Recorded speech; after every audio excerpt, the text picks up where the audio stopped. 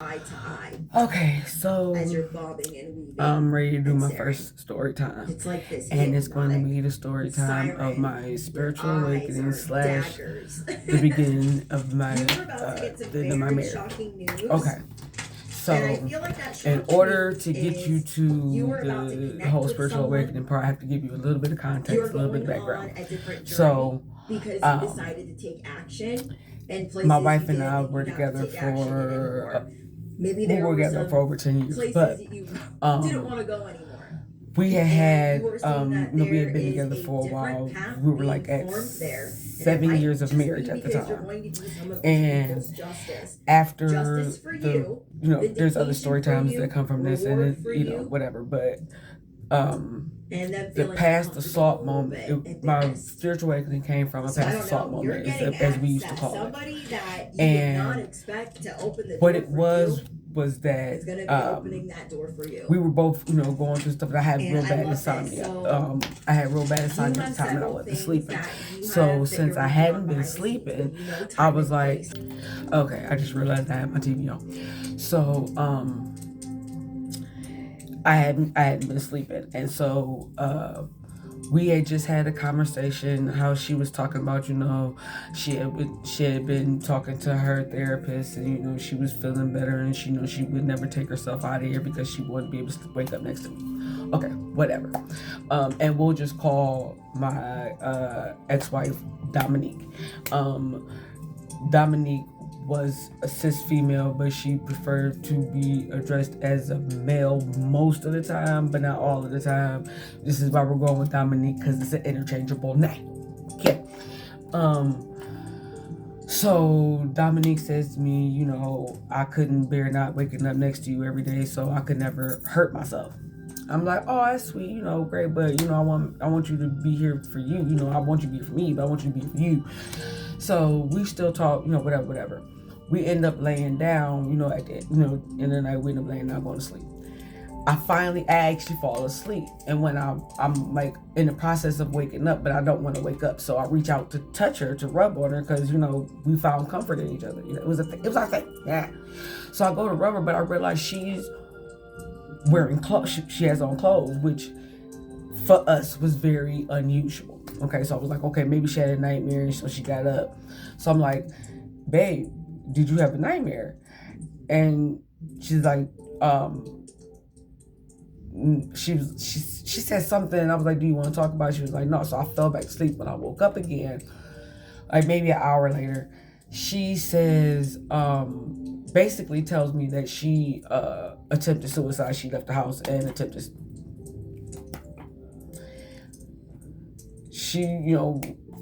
to hurt herself. And in that moment, I was like, are you serious? Like, what are you doing? Like, in the long run, what it was she was lying. She didn't try to hurt herself. She didn't go anywhere. She didn't do anything. She just was trying to manipulate me into giving her more attention, which she admitted to a couple days later, because she didn't get the result that she wanted. She wanted me to just break down, like, oh my God, I don't want you to hurt yourself, please, please, please, and try to comfort her and baby her and all that. I got pissed, because as your wife, you were just gonna leave me in here in my birthday suit with the door unlocked, because she couldn't have locked the door when she left. So with the door unlocked, when there's men walking up and down this hallway that keep trying to come in our apartment all the time, like maintenance was always trying to come in our apartment unannounced. So this is what we doing? This is how you play? I'm like, no. And you telling me that I already don't get no sleep, so the one time I actually get some sleep, you gonna do this fuck shit? No. You going to the hospital. I don't know where you going to the hospital. This not about to be on me. Because if you jumped your dumb ass in the motherfucking water, you can't swim. And then if your wallet is here, ain't nobody gonna know who you are or who to get in touch with. And if you got it with you, they gonna get in touch with your grandma and them, and then they gonna blame me for some shit that I ain't had nothing to do with. See, I don't need this shit. Why are you playing with me? So I lost my shit. And I ended up doing something that was completely not like me. I went out with my sister. We drove back home, our hometown, so she could see her mom's side of the family. And I spent the night out of the house. Now, I had never spent the night out of the house ever. Never happened. Okay, we weren't apart all that often, honestly. So I'm sure that was what triggered her to go ahead and tell me the truth, because it was after I came back that she told me the truth. Now, when she told me that she had just done it because she wanted more attention, our marriage ended then. In my eyes, it was, I'm done. Because at this point, you just showed me that you don't give a damn about me. You don't care about how I feel or what I'm going through or what I'm dealing with, even though you're my wife and you're supposed to care about me just as much as you care about you. But you don't give a damn. Then I'm like, okay, you know what? Let me talk to my therapist, because I want to know how I can cut ties with this without having to whoop this bitch ass. Because she was crazy and she liked to put her hands on people, but she didn't want me to put my hands on her, and I never did, because I knew I was going to hurt that woman. Okay, and I didn't want to hurt nobody I loved. I don't want to do that. So I will go out of my way to not put my hands on you. However, I did let her know if she put her hands on me one more time, I was going to put my hands all over her. But that never happened, because as soon as she saw me square up, she ran off. So we ain't had that problem ever again. However, this is not that, another story time. So I was like, you know what? Let me talk to my therapist. I'm gonna get back to you. We'll reconvene. Let's put a pin in it and we'll reconvene. Did I act mad? Was out? No, because I didn't have all that. I just didn't have it to do. So I ended up splitting up. This was in 2020. So I came back to her and I said, look, here's the deal. You can stay here in our apartment. I will leave. I will pay the rent for 6 months so you can get on your feet and find a job so that you can deal with it. And then, it is what it is. Or I can take you back to your grandmother's house, right? They said they wanted to go back to their grandmother's house. I said, okay, fine. February 19th of 2020 is when I dropped that sucker off. By March 3rd, I was in California, because I could not be in that apartment, because every time I looked around, all I saw was my ex. That's all I saw was my ex, because everything that was done was always what she wanted. I mean, not to say that I didn't get nothing that I wanted, because I don't want to make it even sound like that. But most things, in the end of the day, I let her have the final decision, because that was, trying to, I'm a people in recovery. Work with me now, okay? So, and I just don't like conflict. I grew up in a lot of conflict. Again, multiple story times, but I ain't got time. I don't feel like it. So I ended up going to California. Now this is when my spiritual awakening starts, because this is right when COVID was coming up. Now, right after I got to California is when the lockdown hit. And that was crazy. And the whole, when I tell you, while I was in California, I went from being around people I thought were friends and living and having a ball, to being completely homeless, living in my car, almost being trafficked to Tijuana by somebody I thought was a friend. But you know what? Once you hear more of my story times, you'll realize that is mild for me, that it was a friend, because I've had my family do me some dirt. Anywho, not the point. Anywho, so I go through all of that, and I'm sitting in my car, and I'm looking at this train overpass, and I'm living in this. It was like this. I guess you could call it a homeless camp, but it really wasn't, because everybody had RVs and stuff like that. And me and this girl, I called her Blanca Chocolate, because she was Mexican, but she looked white. Anyway,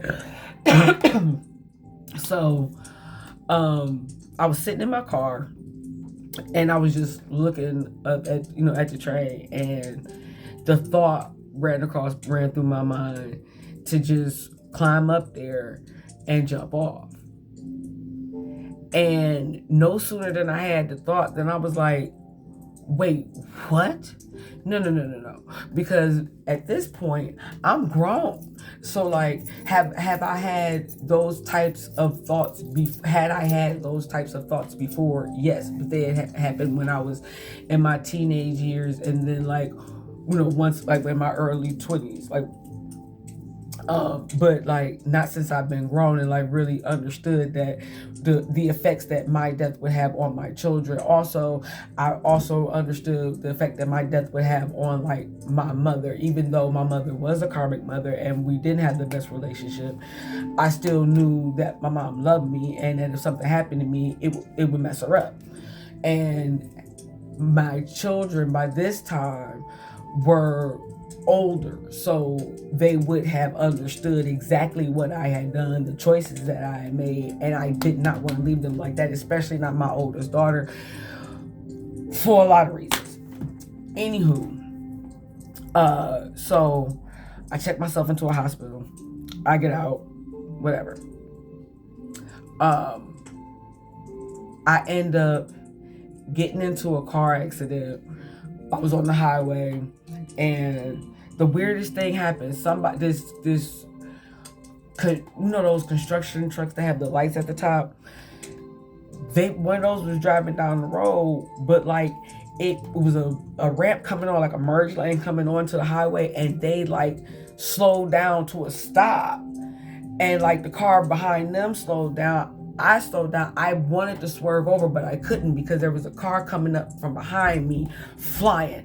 I'm on the 401. Was it the 401? I think it was the 401. I'm on the 401. So somebody flying, coming up the middle lane, flying. So I'm in the right lane because I'm right there where the merge lane comes in. So there's a car coming up the middle lane, flying. I know if I swerve over, I'm going to get plowed. Not trying to do all that. So I stay where I'm at, and I just go ahead and run into the back of the van that's in front of me.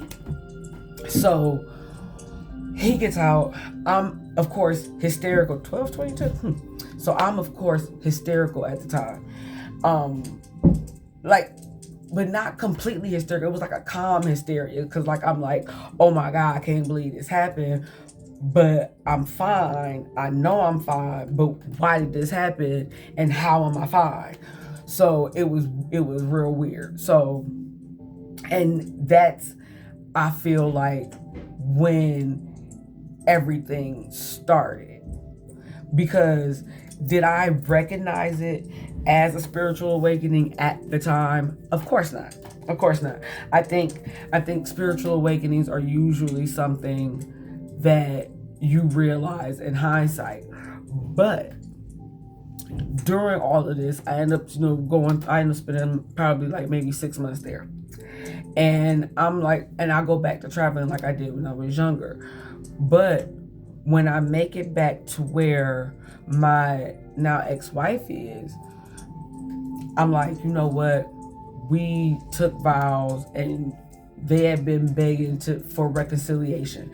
I realized what I did wrong. I know I was wrong. I shouldn't have done that. I shouldn't have treated you like that. I shouldn't have. Right? Okay, cool. So I says to her, I remember, because I had a really, really bad seizure while I was still in California.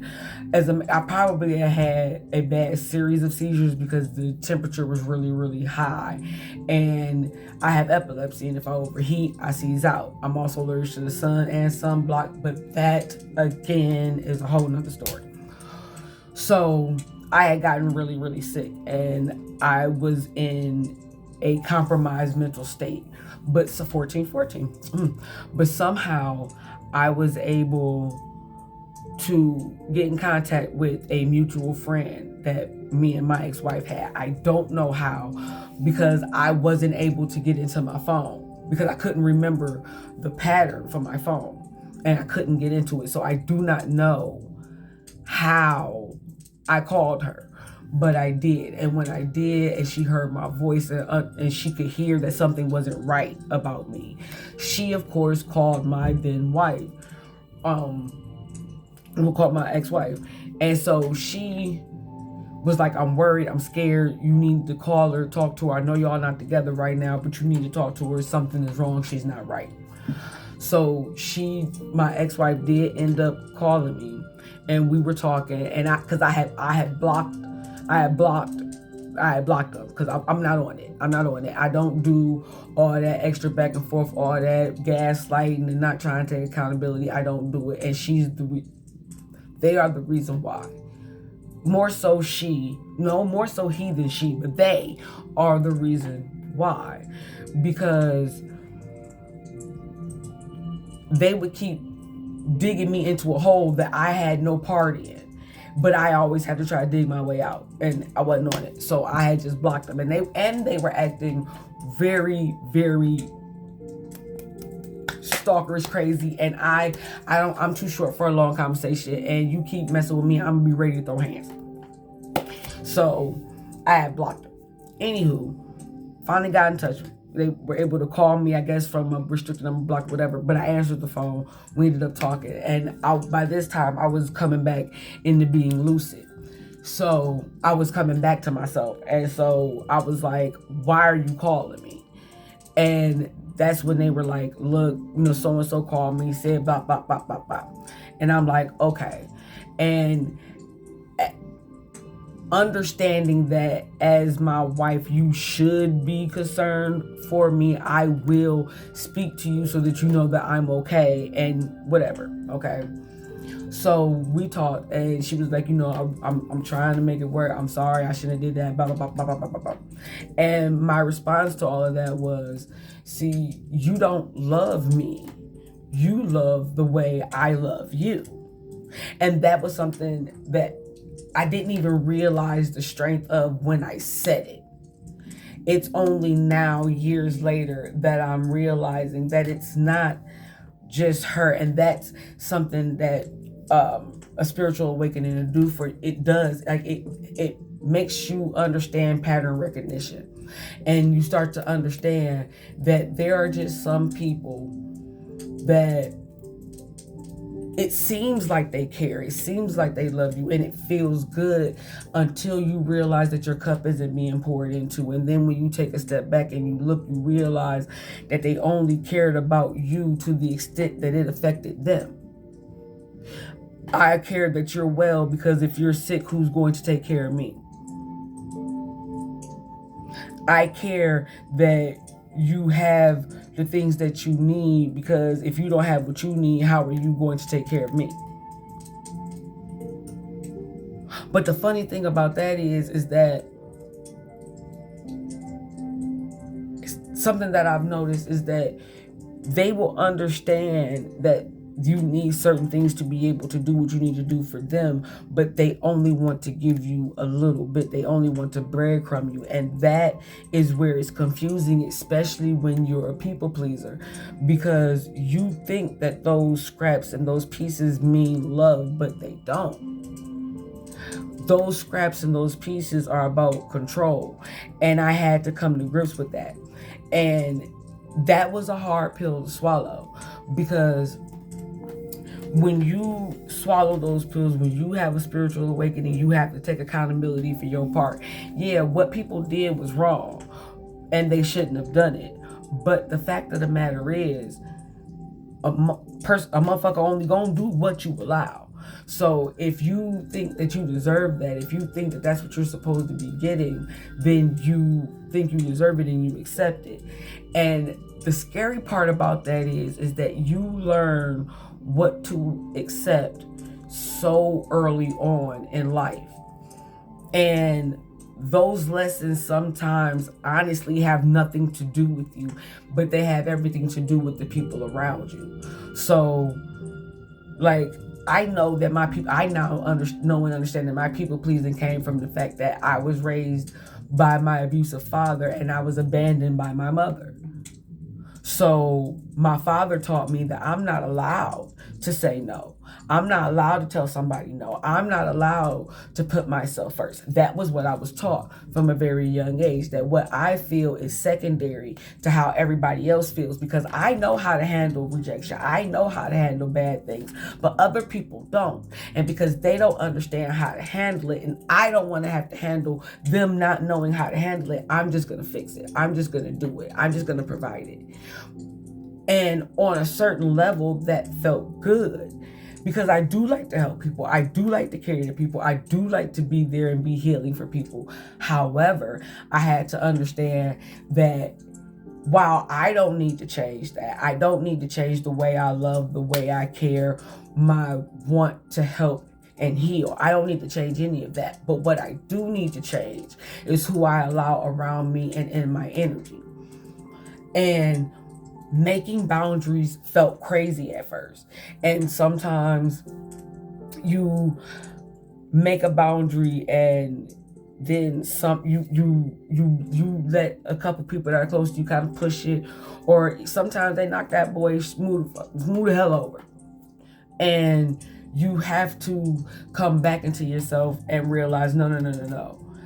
I don't need to feel bad for making this boundary. I need this boundary so that I can feel safe, so that I feel respected, so that I am coming through for myself. And that is the key. See, I started to realize that while I was always there for everybody else and I was always coming through for everybody else, I wasn't doing that for me. And that was the problem. Because if I don't care for myself, if I don't respect myself, if I don't come through for myself, if I can't keep my word to myself, then how can I expect it from somewhere else? So I had to have that deep conversation with myself. I had to understand, I had abandonment issues. The fact that my mom wasn't around, and even though she lived in the same city as me and only lived 10 minutes away from me, did not bother to see me for about 6 years straight on my birthday. I had to come to grips with that. I had to come to grips with somehow in the early 80s, my abusive father would have rap sheeted longer than my arm, ended up with custody of an infant child, female child. And he had stalker and abuse charges on him against women. But I had to come to grips with that because that was my path. Was it wrong? Yeah. Should it have happened to me? No. But was it necessary? Absolutely. Because if not for that, there would not be this. And honestly, even though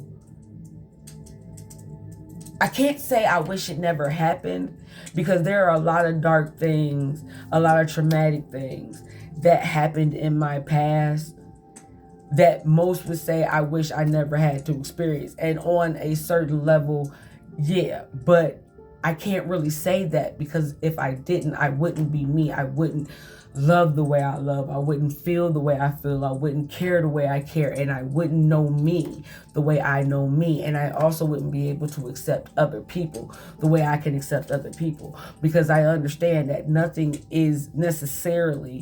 no situation is necessarily good or bad. It's how you perceive it or what you assign to it. Now, that is not true of all things, because if the intent of evil is there, then it's evil. It is what it is. And a person's intent can be all that is necessary. Like, if you intend to be an asshole, you're going to be an asshole. If you intend to be a sweetheart, you're going to be a sweetheart. However, if you intend to be a sweetheart, but somebody else is determined to see a bitch, there's nothing you can do about that. You can't change somebody else's perception, because a perception is the sum total of how they feel about themselves. Somebody's perception of you has very little to do with you. Most of the time. Now, that's not a blanket statement, because I don't believe in blanket statements, because all of nothing is the same. It just isn't. That's just not the way that anything works. Nothing is completely identical. Even if you had a set of twins, with both their parents, and they stayed in the same house and they did everything together. If you ask them how, once they get grown, you ask them how their childhood was, they're going to have two totally different stories. Why? Because their perceptions are different. Even though they went through the same thing at the same time, they processed it differently. They felt differently about it. And since you can't change someone's sum total of their experience, you can't change how somebody chooses to see you. You can just show up as you, and that's it. And sometimes that makes people mad and it makes people angry. I know it's been an issue for me because people don't like the fact that I live in my authenticity. Because who else am I going to be? I don't know how to be anybody else but me. So what exactly are you looking for? Because I could cut off pieces of myself to fit into the box that you have for me. But the real of it is that if you wanted me to cut off pieces to fit into that box, it was never me that you wanted. It was what you thought you could make me into that you wanted. And I don't have no parts of that. That has nothing to do with me because I'm me and I'm happy with me. And I feel like if more people approached life that way, where if you hold yourself in such a high regard, you really can't hold like shit on other people. Because if you're in a good place and you're feeling good and you have abundance overflowing from you and you have good intentions, all you can do is good. Even though somebody else might see it as wrong, all you can do is good. Even if it's viewed as wrong from someplace else, if all your intention is good, what you're doing is good, then it doesn't matter what someone else's perception is of it. The only time that comes into play is when you wrong and you know you wrong, or when you are trying to follow your heart's desire, but somebody trying to keep you small. But then your heart just keeps screaming, no, no, no, no, no, no, no, no, no, no, no, no, no. But no, I feel like that was like I'm just now closing out that cycle. The cycle of being around people who are incapable of loving the way that I love, or accepting my love properly, or treating my love properly. And finally coming to the conclusion that it's not me or something about me that needs to change. Now, am I perfect? No, by no means. Nobody is. But it's not, I don't need to regret or feel bad about the way that I love and care for people, or the fact that that's a big part of me and what I want to do. That's not something to be ashamed of. I just have to make sure that I hold my boundaries strong and I love myself the way I want, the way I know I deserve to be loved. Because now that I've come into that and that's what I'm doing and that's how I'm flowing, I've hit a flow state and things are just happening out of nowhere. And again, I'm not going to get into that in this story, but I will, because things are moving real crazy, but in a good way, in the best way. And it was the best aha moment I've had since my original spiritual awakening. And I can't say original. Because I took a nap because I was woke as a child. But then, I got put to sleep. Anywho. But yeah, that's the story of my spiritual awakening / the beginning of the end of my marriage. Because I did, in fact, see, y'all let me get sidetracked. So she kept talking about reconciliation, and finally, after a few months, I did finally come back into the state where she was and tried to reconcile. That went left, and then I had, I guess we can call it a near-death experience, but no, I died. I remember, and then I came back and the world started changing. And these last, coming up on 3 years now, I'm a couple months out from 3 years of it being 3 years, have been wild. But I just closed out a 20-year cycle. So I'm like celebrating. I'm extra happy. Like, I can't, like, I've got the magic in me. Like it's like that. It's crazy. It's like I wake up and I'm like, God, like, I'm so happy. I'm so grateful.